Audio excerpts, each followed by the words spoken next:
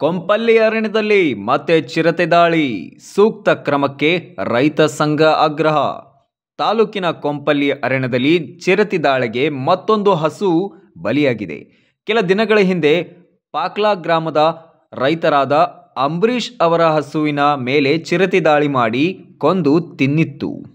ಇದೀಗ ಚಂದ್ರಾಪುರ ಗ್ರಾಮದ ಮಾಣಿಕಪ್ಪ ಎಂಬುವರ ಹಸುವು ಮೇಲೆ ಶುಕ್ರವಾರ ರಾತ್ರಿ ಚಿರತೆ ದಾಳಿ ಮಾಡಿ ಮತ್ತೊಂದು ಹಸುವನ್ನ ತಿಂದಿರುವ ಘಟನೆ ನಡೆದಿದೆ. ಮೊದಲು ದೂರಿನ ಪ್ರಕಾರ ಅರಣ್ಯ ಅಧಿಕಾರಿಗಳು ವಿಜಯ್ ಕುಮಾರ್ ಅವರ ನೇತೃತ್ವದಲ್ಲಿ ಚಿರತೆಯನ್ನ ಸೆರೆ ಹಿಡಿಯಲು ಬಾಕ್ಸ್ ಹಚ್ಚಿದ್ದರು. ಆದರೆ ಅದು ಈಗ ಜಾಗ ಬದಲಾವಣೆ ಮಾಡಿ ಬೇರೊಬ್ಬ ರೈತನ ಹಸುವನ್ನ ತಿಂದು ರೈತರಿಗೆ, ಕೂಲಿ ಕಾರ್ಮಿಕರಿಗೆ ಆತಂಕ ಸೃಷ್ಟಿಸಿದೆ. ಕೂಡಲೇ ಅರಣ್ಯ ಅಧಿಕಾರಿಗಳು ಕ್ರಮ ಕೈಗೊಂಡು ಚಿರತೆಯನ್ನ ಸೆರೆ ಹಿಡಿಯುವ ಕೆಲಸ ಮಾಡಬೇಕು ಮತ್ತು ನೊಂದ ರೈತರಿಗೆ ಪರಿಹಾರ ಒದಗಿಸಿಕೊಡಬೇಕು ಎಂದು ಕರ್ನಾಟಕ ರಾಜ್ಯ ರೈತ ಸಂಘ ಹಾಗೂ ಹಸಿರು ಸೇನೆ ತಾಲೂಕಾಧ್ಯಕ್ಷರಾದ ಅನಿಲ್ ಪುಟೇಲಿ ಅವರ ಆಕ್ರೋಶ ವ್ಯಕ್ತಪಡಿಸಿದರು. ಇದೇ ಸಂದರ್ಭದಲ್ಲಿ ಮಾತನಾಡಿದ ಪಶುವೈದ್ಯರಾದ ರೋಹಿತ್ ಅವರು, ಹಸುವಿನ ಪಂಚನಾಮ ಮಾಡಲಾಗಿದೆ, ಅದರ ರಿಪೋರ್ಟ್ಗಳನ್ನು ಮುಂದಿನ ಪರಿಶೀಲನೆಗೆ ಕಳುಹಿಸಲಾಗುವುದು ಎಂದು ಹೇಳಿದರು. ಚಿರತೆಯನ್ನ ಸೆರೆ ಹಿಡಿಯಲು ಸಿಸಿ ಕ್ಯಾಮೆರಾ ಅಳವಡಿಕೆ ಮಾಡಲಾಗಿದೆ. ಆದಷ್ಟು ಪ್ರಯತ್ನ ಮಾಡಿ ರೈತರಿಗೆ ಅಪಾಯ ಉಂಟಾಗದಂತೆ ನೋಡಿಕೊಳ್ಳುವ ಪ್ರಯತ್ನ ಮಾಡುತ್ತಿದ್ದೇವೆ. ರೈತರು ಯಾರೂ ಕೂಡ ಒಂಟಿಯಾಗಿ ಹೋಗಬೇಡಿ. ಕೈಯಲ್ಲಿ ಲಾಠಿ ಮತ್ತು ಇಬ್ಬರಿಗಿಂತ ಹೆಚ್ಚು ಜನ ತಿರುಗಾಡಿ.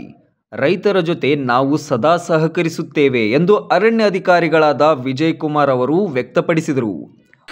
ನಮಸ್ಕಾರ. ಕಲಬುರಗಿ ಜಿಲ್ಲೆ ಸೇಡಂ ತಾಲೂಕಿನ ಕೊಂಪಲ್ಲಿ ಅಡಿಯಲ್ಲಿ ಮತ್ತೊಂದು ದುರ್ಘಟನೆ ನಡೆದಿದೆ. ಈ ಚಿರತೆ ದಾಳಿ ಮಾಡಿ ಮತ್ತೊಂದು ಹಸುವನ್ನು ಸಾವನ್ನಪ್ಪಿದೆ. ಇದೇ ರೀತಿ 15 ದಿನ ಹಿಂದೆ ಇಲ್ಲಿ ಚಿರತೆ ದಾಳಿ ಮಾಡಿ ಹಸುವಿನ ಕರುವನ್ನು ಸಾವನ್ನಪ್ಪಿತ್ತು.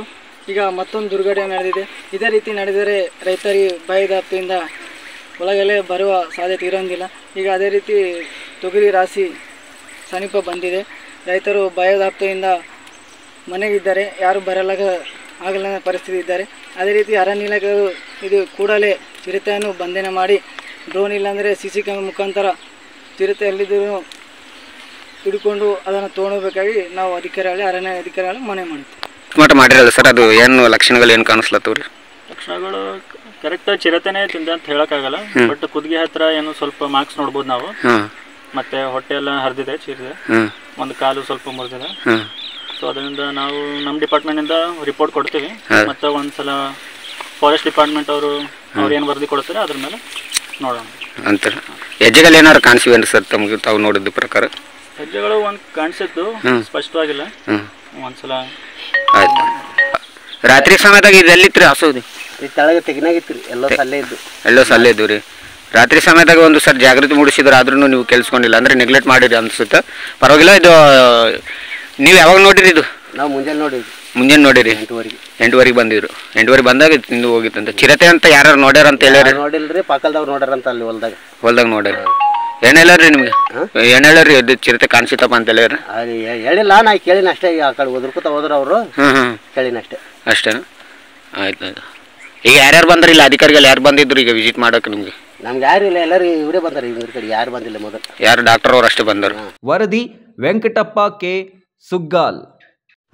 Thanks for watching. Read, discuss and debate with editor Dr. Yan Prashant Rao. Wanted reporters in print, digital and visual media for Bharat Vaibhav Daily Newspaper, BV News 5 Channel and BV Fast Web News from all the talukas of Karnataka, Goa and Maharashtra.